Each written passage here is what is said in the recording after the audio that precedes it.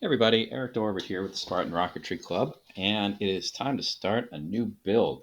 This is a Quest kit. I think I've done one Quest build in the past, maybe, and this is the Terrier-Orion, which I don't think is an actual scale model of anything, but it does bear a fairly striking resemblance to a couple actual sounding rockets that I've seen built in the past. So anyway, we're going to get started on this. First things first, I grabbed the balsa out of the kit, and I'm going to sand this down quickly. I've already processed the other side, but just a quick sand initially to get rid of any particularly bad burrs or any kind of deformities in the wood. I'm using my sanding block, going in nice big circles. Half of it, and now the other half. The goal here is to at least make it a little easier down the road to get the grain out of the wood, because the grain doesn't look great in the finished product, and it actually affects the aerodynamics. We want a nice smooth surface if at all possible. All right, so cut these out. These do appear to be laser cut, so there should be just like a burr holding the whole thing together that needs to be cut through. These are actually pretty large, so they're rather noticeable. You don't need to trace, there we go, the entirety in order to get the burrs, for the most part. Let's see where else. Here. Go all the way through. There we go. There's one. I do my best to cut away from the fin and myself, of course.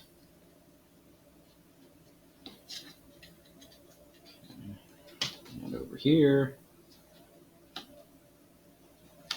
as part of it, cutting away makes sure that if I lose control of the blade, I'm not going to cut through the wood that I don't want to be cutting through, or my hand, which I also do not want to be cutting through. I'm rather attached to it. I like it not cut. All right, this actually is a bit of a tough piece here, so I'm going to cut at it from both sides. Hopefully that'll be enough to get the job done. That's pretty good. And I guess this up here still needs to be cut through. Again, you could trace each and every cut of this until you get it all taken apart, but really you only need to cut through the burrs. And what I would strongly recommend against is to try to just pop it out. And because, you could, but in all likelihood you would end up with either really bad burrs. These are pretty bad. They need to be sanded down. Or you would end up snapping things, and that would be equally bad. The ones like these that are going with the grain are generally pretty easy to handle. But these burrs that are going against the excuse me, sawdust. Those are the ones that are going against the grain or diagonal to the grain. They tend to be harder to cut through. And I certainly would not want to try to just force them by brute force. It's a little redundant, I guess, but not something you want.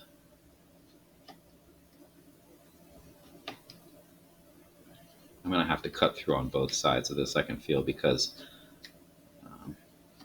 I'm making somewhat limited progress. That's fine. Better to do it slowly and surely than to try to rush and either damage the wood or damage yourself. That would be worse. Yeah, and cutting across the grain, like I said, it usually tends to be pretty rough. When you're cutting with the grain, the blade kind of has a tendency to just exaggerate the grain that's already in there. So you don't really need to do very much in order to dislodge things. But diagonal to the grain, that's a different story. All right. So I've got almost all of this cut out. It looks like that's just stuck out. There was a tiny little bit hanging in place there. So that takes care of most of the work, and now I just need to cut the fins apart.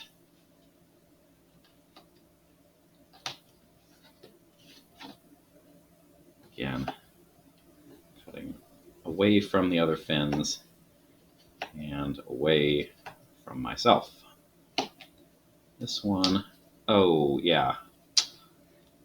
Well, that's exactly what you're not supposed to do. We'll fix that in a little bit. Let's carefully try to get this last fin out. Boy, if I will say one thing about Quest kits, and that is that the burr from the laser cutting does tend to be a whole lot thicker. All right, so this needs to be repaired. Well, we'll get to that momentarily. There we go.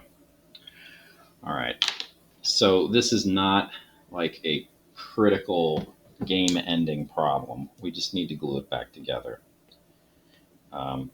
Definitely a case for wood glue. I mean, you could crazy glue this back together, but I think you would regret it, because I'd probably end up crazy gluing it to a cutting board. Certainly would not be a good thing. So I'm going to use my dowel here and just spread this glue very thinly. We don't need much at all. In fact, we want kind of like the least amount possible.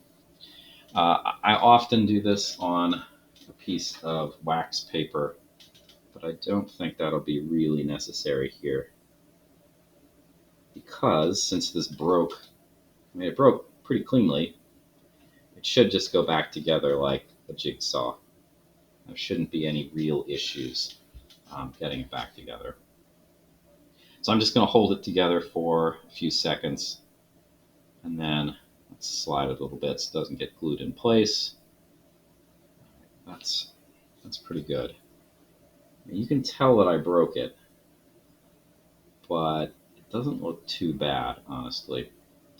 Now, I was going to process these down to get rid of the burrs, but considering that this happened, I'm just going to leave this here for the time being. I am going to try to blot off any glue from the bottom side, because I don't want it glued to the table.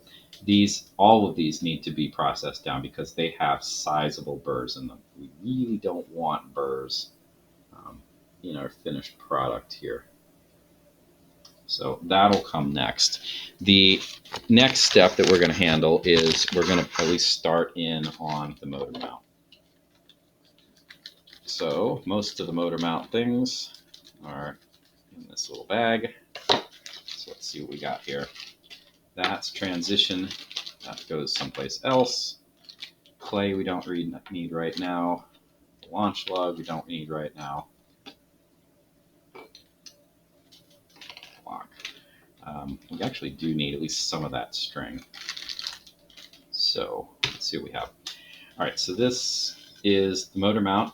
One nice thing about this kit I'm seeing is that it has the slit for the engine hook already cut, and just to check, works just fine. It's nice. Another scrap. The first step we need to do here, according to the instructions, is we need to make a couple measurements. It's kind of unfortunate that these aren't done as well, but it's not a big deal. It's just measuring. We need to measure 1/2 inch from both ends. So I'm just going to move the bottom part here to the 2.5 inch mark and put a line at 2. Okay. So those are my marks. The next thing it says is we're going to put the motor, the hook here, and it says to bend it a little bit. That might be more than we actually need, but it's fine.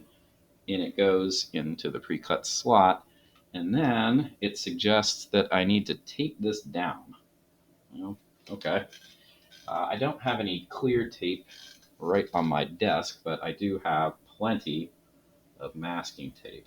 So we'll go with that. I don't think it really makes much of a difference. It just says use tape. Well, I got tape, plenty of tape. By the way, I don't tend to use masking tape, this kind of masking tape, for much in rocketry construction, but I do keep some in my range box along with all my motors because it does tend to come in handy on occasion when you're launching rockets, like putting a piece of tape on the launch rod, which is something you need to do from time to time. All right, so tape's in place. That's great. By the way, here are the instructions. There are some interesting things in here, like they give you a ruler, which is kind of nice, I guess, if you don't have your own. And the descriptions tend to be, I don't know, more verbal than your average Estes description. The pictures are, there's a little less going on, but that's okay. All right, anyway, the next thing I need to do is I need to get the string out here. I want the yellow string, so there's two things in here. One is an elastic band, that's going to be our shock cord. The other half is a bit of Kevlar, and like the other Quest kit that I've built in the recent past, this uses a motor mount, or not a motor mount, a retention system that is attached directly to the motor mount. So the next step here is that I'm going to tie this around here, and I'm going to have it coming out the front. So all I have to do is loop it around and then tie, oops, it says tie 2 overhand knots. That's just like tying your shoe kind of knot into Kevlar. Honestly, it might have made more sense to tape after tying the knots, but this will be fine. Okay. I want this going forward. The location of the knot I don't think really matters, but I'm going to, just because, I'm going to put it up here with the engine hook. All right, the next thing I need to do is attach these two guys, and they are going to go at the marks. Are these identical? Yeah, these are identical. So it doesn't really matter which one goes where.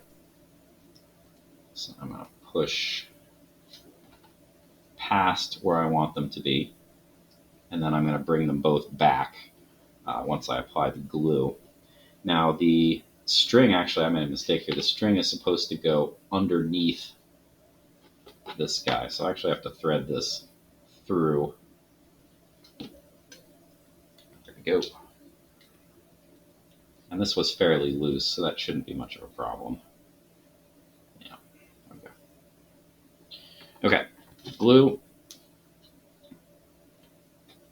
And I'm going to do my best to put a glue. I'm going to try to avoid the hook, but it doesn't really matter. The glue is not going to bond to the hook in any meaningful way, so if it does end up getting glued in place, I can easily break through the glue with just my own strength. All right, get that at my line. Looks pretty good. I'm going to smooth the excess out here. I will end up putting a fillet on that eventually, but I'm not going to do that right now. Same deal here. A line of glue. Trying to avoid the hook at least a little bit. The string, though, I do kind of want glue on that. Okay. That looks pretty good. I do want to make sure that the rings are perpendicular to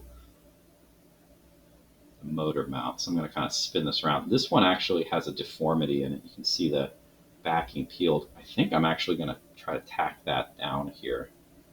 Just a tiny little bit of glue there. We'll squeeze that. Hopefully that'll hold. Because otherwise, that's a weak spot. that I'd rather not have.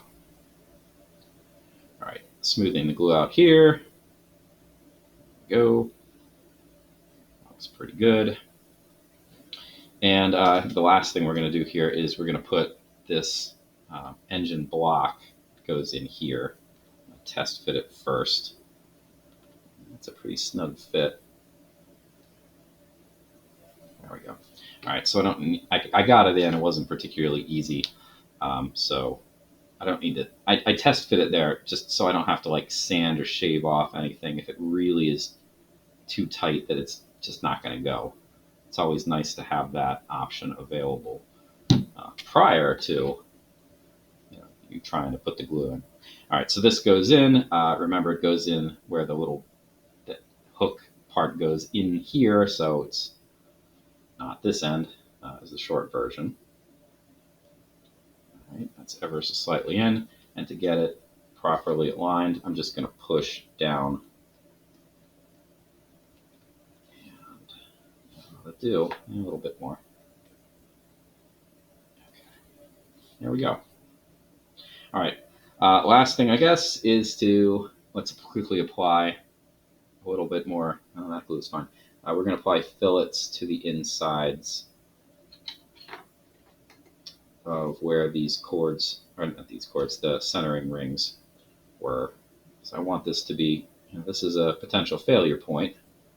So we want this to be nice and strong.